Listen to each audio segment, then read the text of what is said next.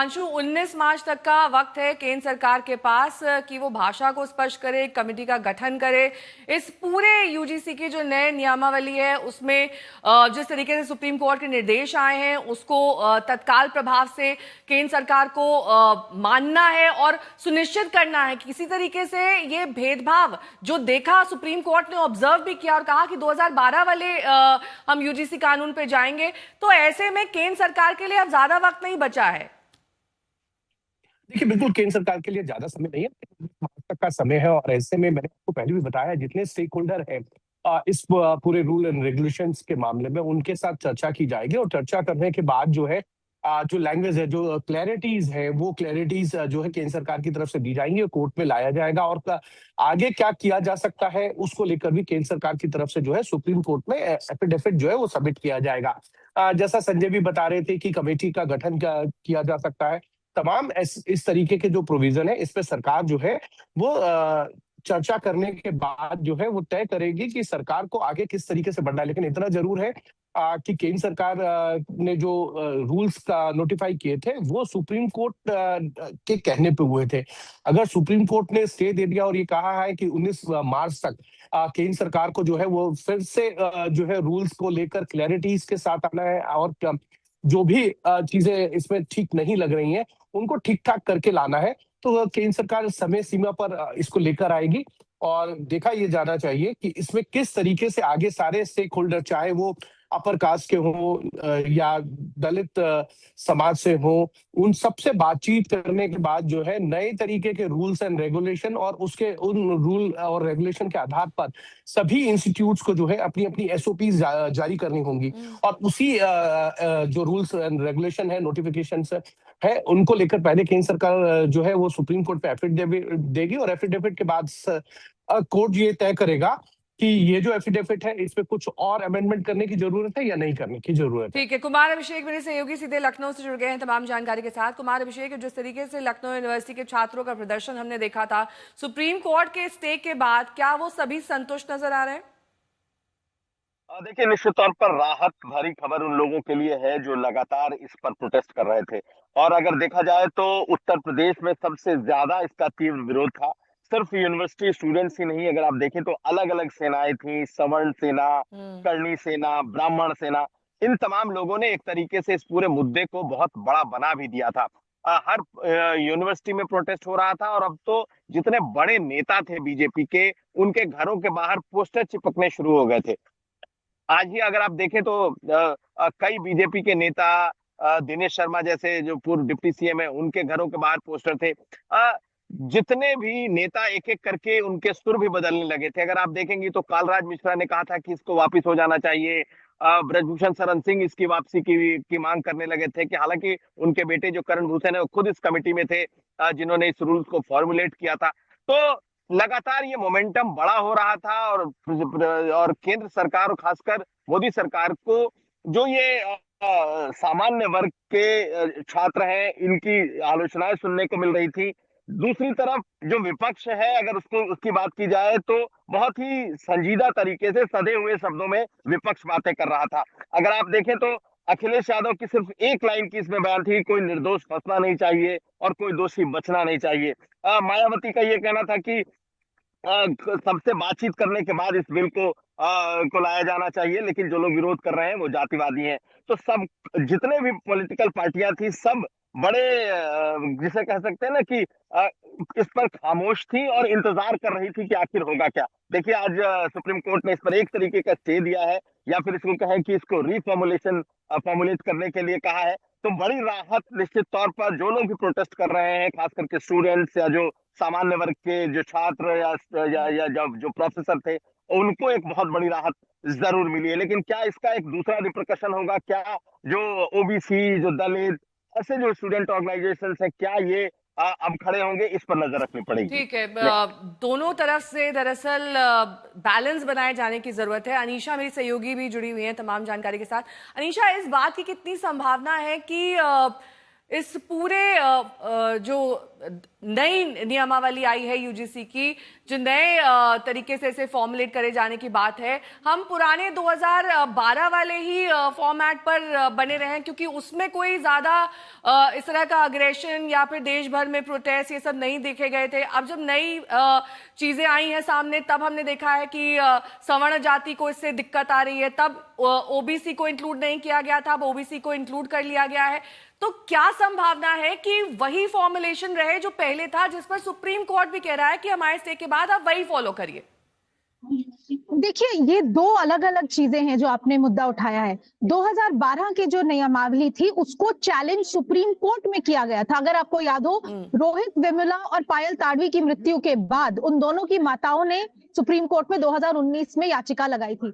उस याचिका के चलते ये नई रेगुलेशन बनाने का ऑर्डर सुप्रीम कोर्ट ने ही दिया था। दूसरी बात, ये दिल्ली आईआईटी में 2 छात्रों की मृत्यु हुई थी 2020 में। उसके बाद दोबारा से 2024 में सुप्रीम कोर्ट ने ये कहा था कि अभी जो रेगुलेशंस है, यानी कि जो 2012 के रेगुलेशंस है, वो काफी नहीं है, हमें स्ट्रिक्टर रेगुलेशंस की जरूरत है। लेकिन अभी अगर आप देखें, 15 जनवरी को रोहित वेमुला के माता के वाले केस में सुप्रीम कोर्ट के सामने ये ही जो रेगुलेशन, जिन पर इतना हंगामा सड़क पर हो रहा है, उनको लेकर उस पर सुनवाई हुई थी कि ये रेगुलेशन यूजीसी ने बना दी हैं। तब भी सीनियर एडवोकेट इंदिरा जयसिंह, जो कि रोहित और पायल की माताओं की वकील हैं, उन्होंने कहा था कि इसमें कुछ बातें हैं जिनमें प्रॉब्लम हो सकती है, इसको देखना होगा। इसलिए 19 मार्च की तारीख सियासी प्रतिक्रियाएं भी आना शुरू हो गई हैं। क्या कुछ कह रहे हैं राजनेता, सुनिए। वक्फ बिल में बहुत सा प्रोविजन को स्टे कर दिया। अभी एसआईआर में देख रहा है जे बंगाल में बहुत सा चेंज कर दिया है, और फिर चेंज करेगा। ये कोई तुगलक की राजत्व नहीं चलेगा। देश का सबको मानना पड़ेगा कॉन्स्टिट्यूशन का। कॉन्स्टिट्यूशन मान के ये नहीं चलेगा, उसका बात खारिज करना ही सुप्रीम कोर्ट का रिस्पॉन्सिबिलिटी है। तो उन्होंने निभाया वो रिस्पॉन्सिबिलिटी, वो बहुत अच्छा काम हुआ। सर, इलेक्शन कमिश्नर ने ममता जी को टाइम दिया है मिलने के लिए, इसको लेकर क्या कहते हैं? आई डोंट नो, आपको पास सुन रहा है। दूसरी तरफ इकोनॉमिक सर्वे जो टेबल किया गया है, उसमें ग्रोथ रेट 6.8% से 7.2% के बीच बताया गया है। हम देखना होगा, देख के बोलेंगे।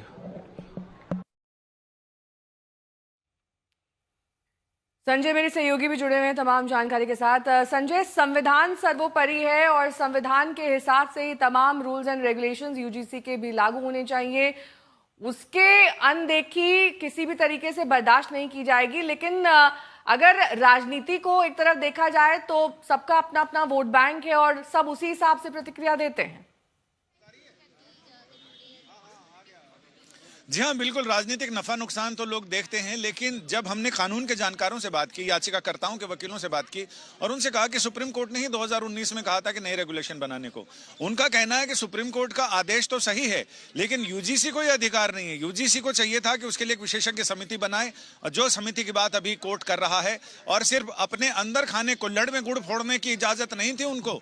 यूजीसी को सिर्फ कोर्स क्या होना चाहिए, कैसे यूनिवर्सिटी चलनी चाहिए, वो सारी चीजें करने का अधिकार है, ना कि रेगुलेशन बनाने का। उसके लिए इनको एक प्रॉपर प्रोसेस फॉलो करना चाहिए था, जो प्रोसेस फॉलो नहीं किया गया, लिहाजा उसको यहाँ चैलेंज किया गया है। अब बाकायदा कमेटी होगी जिसमें सभी समाज के सभी वर्गों के विशेषज्ञ शामिल होंगे, शैक्षिक, समाजशास्त्री, विधिवेत्ता, ये सारे लोग होंगे। फिर वो देखेंगे कि कानून और संविधान के हिसाब से ऐसा रेगुलेशन बनना चाहिए जो निरापद हो, जिस पर किसी को आपत्ति नहीं हो, जो पीड़ित लोगों को न्याय दिलाने वाला हो। कोर्ट ने यह भी कहा, जब बहस हुई उस समय यह भी कहा कि ऐसा नहीं हो कि कोई पीड़ित व्यक्ति जो रैगिंग का पीड़ित हो या किसी भी भेदभाव का पीड़ित हो, वो लाचार हो जाए, उसके पास कोई रेमेडी ना रहे। रेमेडी तो होनी जरूरी है। ये नया कानून, नया नियम, ये रेमेडीलेस बना रहा था कि आपके खिलाफ अगर शिकायत गलत भी पाई गई तो उस शिकायत करने वाले के खिलाफ किसी तरह की कोई कार्रवाई नहीं की जाएगी। तो ये लोग ठगा हुआ महसूस कर रहे थे, सामान्य वर्ग के लोग। तो ऐसे में कई सारी चीजें हैं। तो मुझे लग रहा है कि जब समिति बनेगी, समिति पूरी तरह से छानबीन के बाद और तमाम पहलुओं को ध्यान में रखते हुए रिपोर्ट बनाएगी और वो रिपोर्ट कोर्ट के सामने आएगी, कोर्ट भी उसका परीक्षण करेगा कि ये संविधान के जो कसौटी है उस पर ये खरे उतर रहे हैं या शायद नहीं। यही वजह है कि आज स्टे लगाने की नौबत आ गई है नए नियमों पर। शशि भूषण मेरे सहयोगी पटना से जुड़ गए हैं तमाम जानकारी के साथ। शशि भूषण, वहां पर किस तरीके की प्रतिक्रिया है, खास तौर पर जो सवर्ण समाज के लोग हैं और राजनेता तो खैर अलग ही तरीके से प्रतिक्रिया दे रहे होंगे।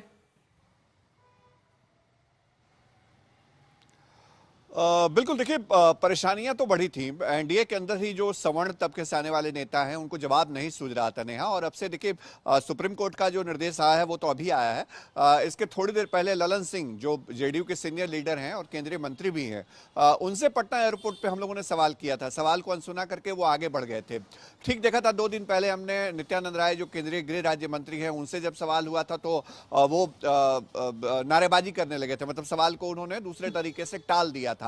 जवाब नहीं सूझ रहा था एनडीए के उन नेताओं को, क्योंकि देखिए सबको पता है कि जो एनडीए और खासतौर पे भारतीय जनता पार्टी का जो वोट बैंक है उसमें सवर्ण वोटर्स जो जनरल कैटेगरी है उसके सबसे अधिक वोटर्स हैं, वो कहीं ना कहीं उनके साथ इंटैक्ट रहे हैं। तो उसका नुकसान क्या हो सकता था, इस बात को स्थानीय स्तर पे नेता समझ रहे थे। और यही वजह है कि भले ही बिहार में विधानसभा चुनाव खत्म हो चुके हैं, लेकिन जनता के बीच आपको जाना है, नेताओं को जवाब देना है। और जब सरकार में आप रहते हैं और इस तरह का फैसला या गाइडलाइन आती है जिस पे सवाल हैं, जिसमें कई आशंकाएं उठ रही थी, तो उन आशंकाओं के बीच में प्रतिक्रिया देना मुश्किल हो रहा था एनडीए के नेताओं को। विपक्ष की अगर राजनीति की बात करें तो विपक्ष इससे कंफर्ट जोन में था, लेकिन एक बात विपक्ष जरूर कह रहा था कि अगर ये नई गाइडलाइन लाई गई है तो अगर आपत्तियां आ रही हैं तो उन आपत्तियों पर पहले से ही आम राय बनानी चाहिए थी। लेकिन अब जो निर्देश सुप्रीम कोर्ट का आया है इस पूरे मामले में, उसके बाद शायद प्रतिक्रियाएं आएंगी। अभी तो बहुत जल्दी है, लेकिन हाँ देखना होगा कि कैसे इस पे रिएक्शंस आते हैं। ठीक है, रंजीत रंजन को सुन लेते हैं क्या कह रहे हैं सुप्रीम कोर्ट के स्टे पर। कि फिर से एक बार स्टैंडिंग कमेटी में अगर जब सुप्रीम कोर्ट ने स्टे लगाई है तो जाने के बाद कुछ पॉइंट्स जो स्टैंडिंग कमेटी ने दिए थे, जो हम लोग को थोड़ा बहुत समझ आया क्योंकि स्टैंडिंग कमेटी में मैं नहीं हूँ, उसको कुछ पॉइंट्स को नहीं लिया गया था। मुझे लगता है एक बार फिर से डिस्कशन होना चाहिए क्योंकि बहुत सेंसिटिव इशू है और ऑल ओवर इंडिया के यूथ से जुड़ा हुआ है। First priority is youth. उस पे हम कास्ट में इतना भी ना बांट दे कि जो एक मकसद है हमारे इंडिया के यूथ का वो ही डिफरेंसेस आ जाए। तो अब हमें डिफरेंसेस को कम करना है, ना कि उस डिफरेंसेस को लगातार बढ़ाना है। तो मुझे लगता है कि एक बार फिर से हम लोग को डिस्कस करना चाहिए। छोड़ो लेफ्ट ये वामपंथियों ने भी जो प्रोटेस्ट किया जिसमें बोला कि हिंदूवादी ब्राह्मणवादी बलात्कारी है, क्या ये जो है ये जाति के अकॉर्डिंग गंदा डिस्क्रिमिनेशन नहीं है, ये कास्ट स्लर नहीं है? स्लर है ना, तो आप कैसे डिसाइड करोगे कि सिर्फ SC ST और OBC के साथ में ही ये सब होता है? तो आप या तो जनरल रखो, सबके लिए रखो कि किसी भी व्यक्ति चाहे वो किसी भी क्षेत्र का हो, किसी भी भाषा बोलने वाला हो, उसके साथ किसी भी तरीके का डिस्क्रिमिनेशन नहीं होगा। तब मानते हैं कि हाँ आपकी जो पॉलिसी है एक रहोगे नेक रहोगे, वो सब मानते। लेकिन ये बहुत गलत है, UGC को रोल बैक करने की जरूरत है, रिफॉर्म्स लाओ, अदरवाइज क्लैरिटी के साथ इसको लेके आओ। और ये भाजपा की सबसे पुरानी आदत है कि वो हमेशा एग्जीक्यूशन में फेल होती है। जितनी भी पॉलिसीज बिल लेके आती है और हमेशा एंड में जाके वो गुड़गोबर कर देती है। तो इस पे ढंग से जरूरत है, हमें UGC पे सरकार का क्या टेक है वो जानने की जरूरत है। सुप्रीम कोर्ट ने स्टे लगाया है, टेम्परेरी स्टे है, आगे कार्रवाई होगी वो होगा, वो देखेंगे बाद में।